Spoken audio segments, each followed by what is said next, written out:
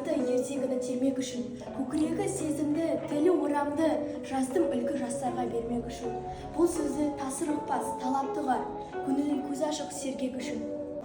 Ашықтың тілі тілсіз тіл, көзбен көрде ішпен біл, сүйсе жастар қате етпес менің инат менің.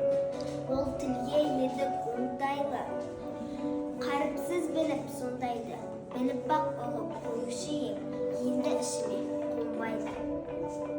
Бала бұл түсін біліп, күн жауады, кеш ағады, өне бойы егіліп, жас ағады аулақты, жауған күнмен жаңғырып, жер көгеріп күш алады, аққан жасқа қаңғырып, бас ауырып, іш жанар. Көңіл құсы қарлышы шартарапқа, адам ойы түрленіп ауған шақта, салған ән көлеңкесі сол көңілдің тақтасына белесін ол құлаққа.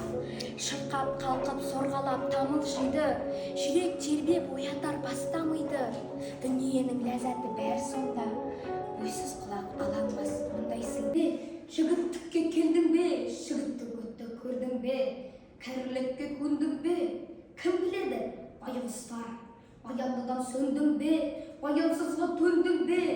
Әлде ұялып кім білер? Отауы секілді, қорадан шықпай өлдің бе? Ішім өлген сыртым сау, көргендерге деймін ау, бүгінгі дос ертеңгі жау. Мен не қылдым япырмау, өз үйінде өзендей, көкіректі айтса дау.